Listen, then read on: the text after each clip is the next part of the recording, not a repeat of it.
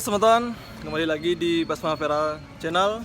Kali ini kita akan jalan-jalan ke markas Kak Subrek. Mumpung di hari weekend ini kita ingin tahu apa sih kegiatan Pak D di hari weekend kayak sekarang ini. Oke, check this out. Oke, sebentar kita menuju ke markas Kak Subrek kali ini. Swastiastu Pak D. Ya, swastiastu. Ya. Gimana? Apa kabar nih? Wih, astungkara. Kirang becek nih, Ki. Proyek apa ini kira-kira, Pak D? Ya, hari ini kita membuat konstruksi ya, rancang bangun untuk Ogo-Ogo Mini. Kita lagi proses pengelasan nanti untuk ditanamkan dalam badan Ogo-Ogo yang sudah diberi sama yang punya. Ini sudah proses pemotongan dan sekarang kita lagi proses untuk membuat pola dan langsung menanamkan pada badan ini. Oke, siap. Ayo kita ngobrol sekarang, Pak D. Ayo. Spell double name. My eyes see your face. Searching for a straight to spell double name. My eyes see your face. Searching for a straight to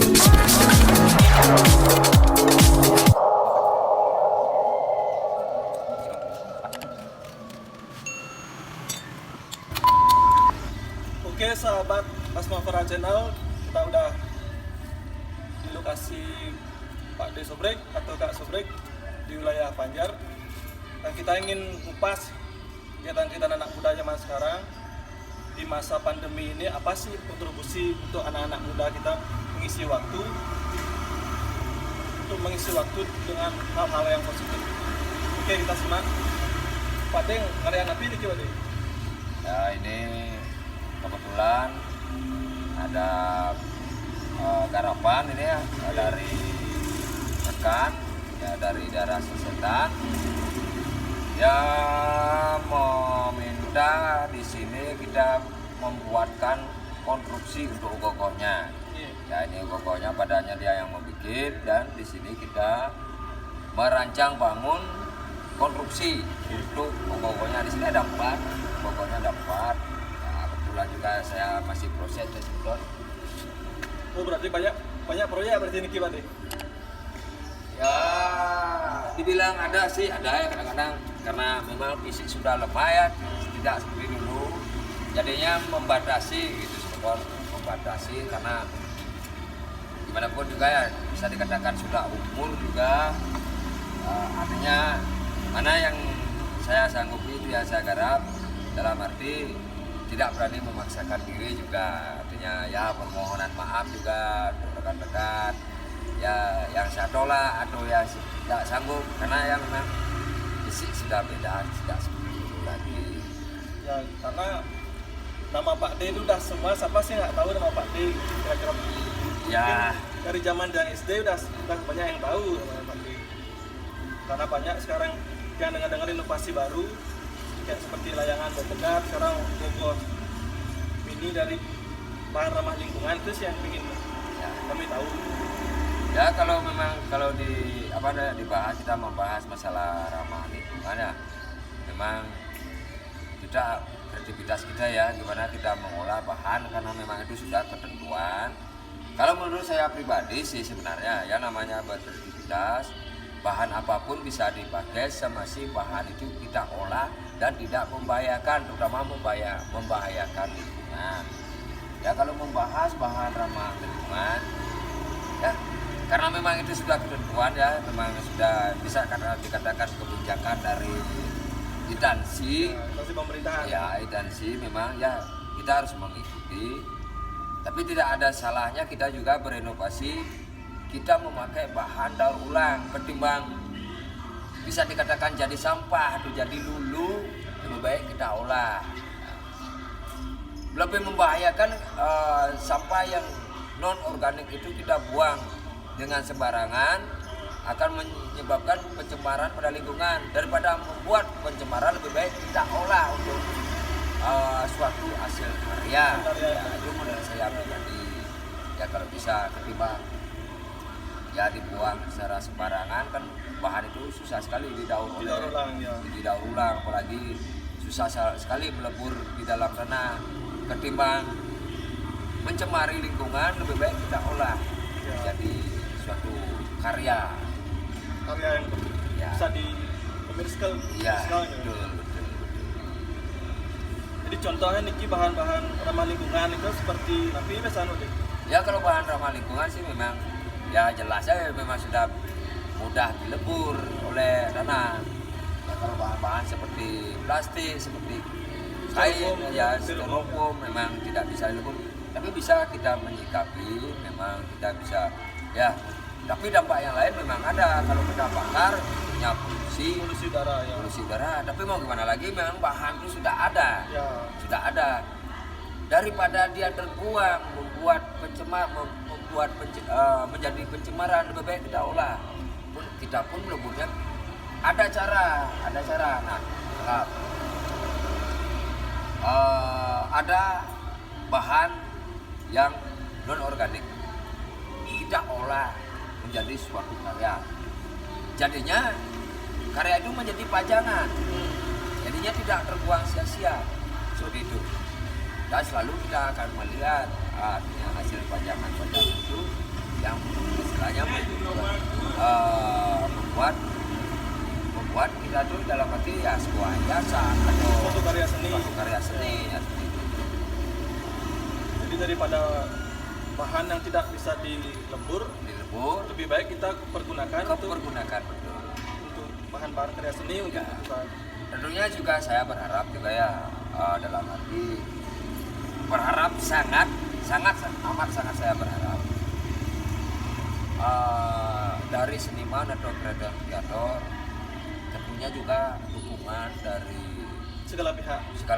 tentunya instansi juga tokoh-tokoh, daripada bahan-bahan yang tidak bisa didaur ulang itu lebih baik kita olah menjadi suatu karya dan dijadikan ajang. Dimanapun juga nanti sebuah hasil karya yang tidak mungkin karena kita senang, tidak mungkin kita akan buang atau kita bakar, artinya menjadi pajangan seperti itu. Daripada dibuang sembarangan atau sia-sia, lebih baik kita olah. Tentunya juga mengurangi pencemaran. Nah, seperti itu. Ya kalau bisa ini ya penuh dengan ya permohonan dari pribadi ya istilahnya. Kenapa? Saya merasakan kita berkarya itu bukan berpatokan dengan satu bahan saja. Ya anggap saja juga kalau dibilang seperti ini bahan ramah lingkungan. Memang benar ini bahannya ramah. Terus gimana dengan aksesorisnya? Ya. Ada kamannya. Ada bagian-bagian. Ada juga pernah pakai pada hiasan. Ada juga yang plastiknya. Kalau mau ya kita bantah atau istilahnya mana? Sama saja kita tidak memakai bahan ramah lingkungan karena kain juga susah dilebur oleh. Terus juga ada rambut seperti sintetis. Ya. Ada juga yang lain seperti bahan-bahan plastik itu juga pasti ada yang lain Sebagai penunjang. Ya. Karena bahan semua 100% kita memakai bahan ramah lingkungan itu tidak mungkin, kecuali memang kreativitas tertentu memang dia memakai bahan seperti aksesoris kaman dia pakai tapis kelapa atau yang lain. Tapi kalau dibilang memakai alat itu kan tentunya daya nilainya juga kurang. Ya, Itu kan karena Ogoh-ogoh juga walaupun seperti ini juga ingin menampilkan kemewahan dari aksesoris. Ya seperti itu. Sebagai penunjang ya. Sebagai penunjang karena itu kelengkapan dari penampilan. Gimana pun juga mau tidak mau kita juga harus memakai kamen. Kamen juga bahannya kain. Ya. Jadi ini memang banyak seperti sekarang kita pakai penggal peragat kita pakai styrofoam gitu. Jadi otomatis styrofoam pun kalau dibilang ramah lingkungan enggak juga kan? Enggak juga kalau betul. Kenapa? Contohnya modelnya styrofoam susah dilebur oleh tanah. Terus dibakar pun juga akan Jadi menimbulkan polusi udara. Ya, polusi udara. udara. Nah, sekarang kita sudah tidak memakai bahan styrofoam seperti itu untuk ugo-ugo. Ya. Kalau itu saya setuju saya. Terus gimana dengan seperti botol kemasan, air mineral, terus snack yang lain, gimana dengan itu? Ya. Ya kan? Karena pabrik sudah menyajikan seperti itu karena instan, dijual di warung-warung. Nah, habis dikonsumsi pasti akan dibuang. Ya. Jadi bahan tidak pakai. Ya, syukur-syukur kalau pemulung yang memungut. Ya. Gimana tempat-tempat itu tidak dijangkau oleh pemulung? Sama juga akan menjadi pencemaran lingkungan. Ya gimana inisiatif sekarang kita sebagai seorang dalam arti menggeluti di bidang seni, bahan tersebut kita olah untuk menjadi Bahan layak pakai. bahan layak ya kita untuk mewujudkan hasil karya itu. Karena kalau kita bisa ngolah banyak istilahnya seperti bahan-bahan tersebut untuk pembentukan bisa sebenarnya seperti kita yang saya bahas tadi, daripada dia terbuang menjadi mencemari lingkungan, kenapa tidak olah? Ya.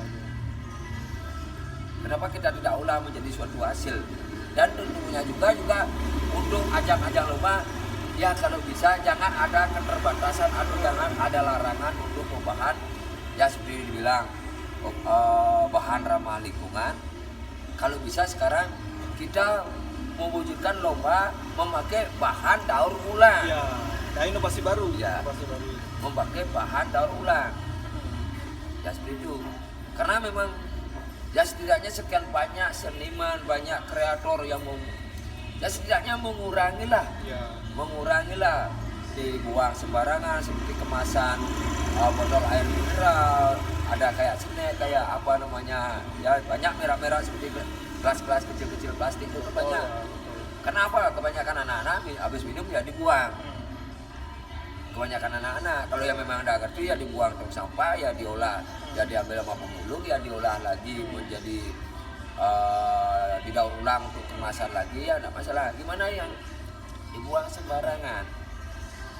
Ya seperti itulah modalnya, karena saya langsung melihatnya masalahnya daripada mencemari, lebih baik kita olah.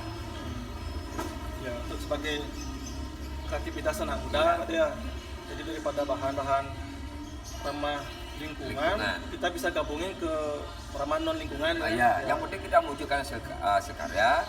Tentunya kita mengurangi pencemaran. Pencemaran Yang kedua, kita mewujudkan suatu karya. Tidak mungkin suatu karya itu habis kita buang. Ya. Pasti kita nikmati. Karena untuk pandangan mata ini, karena bisa dibilangkan kita penikmat, pasti kita akan pajang ini.